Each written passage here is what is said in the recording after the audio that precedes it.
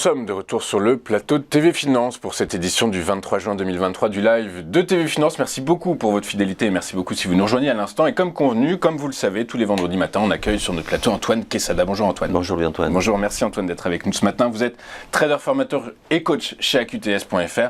Antoine, le CAC 40 sans surprise a ouvert en baisse, les craintes ressurgissant sur les niveaux de croissance de l'économie mondiale.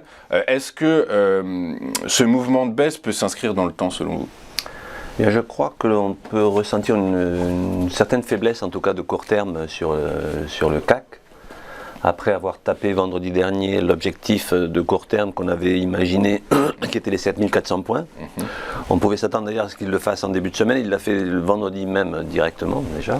Donc voilà le graphique en hebdomadaire que l'on connaît bien. Bon, alors, sur la tendance de fond de long terme, excusez-moi, je dirais que rien n'a vraiment changé.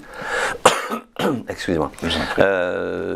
On est resté en appui sur la grande oblique haussière en pointillé noir qui est ici, et surtout sur la zone donc des 7200 points qui représente un palier de Fibonacci bien identifié ici. Donc on peut passer rapidement sur le journalier puisqu'il va nous en donner beaucoup plus des informations. Donc voilà, la bougie d'hier, donc à l'extrême droite du graphique, qui a une petite forme de marteau, sauf qu'à l'endroit où elle est placée, elle n'a pas la signification d'un excès baissier qui imposerait un rebond. Je pense que d'ailleurs l'ouverture de ce matin, vous l'avez dit, en légèrement négative, comme le laissaient entendre les futurs, est assez cohérente. Donc la journée d'hier a été assez instructive, puisque effectivement on a ouvert avec un gap baissier, et on aurait pu s'attendre d'ailleurs à des dégâts plus importants, puisque si on regarde la mèche de la bougie, c'est-à-dire qu'on est descendu assez fortement pour finalement venir reclôturer au-dessus d'un niveau de Fibonacci qui sont les 50% ici. Et une fois de plus, pour naviguer dans des situations un petit peu latérales, Fibonacci est un excellent outil pour fixer des niveaux de support supérieur et inférieur. Voilà, ça a fait ses preuves et vous le savez. Donc moi, c'est l'outil que j'utilise là, précisément dans ces conditions de marché. Donc il était assez positif de venir finalement en clôture hier, passer au-dessus des 7200 points et surtout donc au-dessus des 50% de Fibo, comme je viens de le dire, à 7189. Et le fait de s'être maintenu au-dessus était plutôt un signe positif. Comme une volonté de vouloir aller combler le gap. Alors est-ce qu'on le comblera? Je vous dis, moi je sens une petite faiblesse du marché, mais de court terme. Je ne pense pas que ça remette en question grand-chose au niveau de la tendance de fond, comme on l'a dit.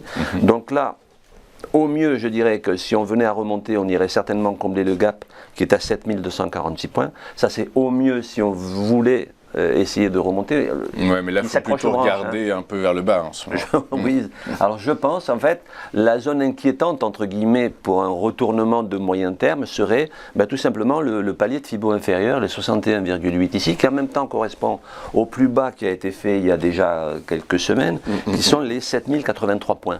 En fait, pour moi, le niveau majeur maintenant à surveiller, 7083 ou 7100, sur lequel on aurait, je pense, toutes les chances de rebondir. Mais effectivement, une clôture en journalier, voire même en hebdo en dessous de ces niveaux-là, engendrerait une baisse beaucoup plus... Une nouvelle jambe de baisse. Et qui, elle, je pense, s'accélérerait significativement vers les 6800, du coup, après. Je pense. Donc, surveiller cette zone des 7083. Pour le moment, rien d'inquiétant, si ce n'est qu'il y a quand même une certaine faiblesse de court terme qui pourrait nous ramener sur ces niveaux-là. C'est comme ça que vous avez ouvert votre intervention en parlant de faiblesse de court terme. Donc absolument. D'autant que, comme je vous l'ai dit, on a tapé vendredi les 7400 qui étaient une grosse résistance. Et là, depuis ce moment-là, on ne fait que retracer et ça me paraît tout à fait légitime. Ok, très clair. Merci Antoine pour vos explications, vos analyses. Je rappelle que vous êtes trader, formateur et coach chez AQTS.fr et que vous êtes avec nous tous les vendredis matins. Merci Antoine. On marque une petite courte page de publicité. On se retrouve juste après avec Slimane Imora et c'est Market Movers. À tout de suite sur TV Finance.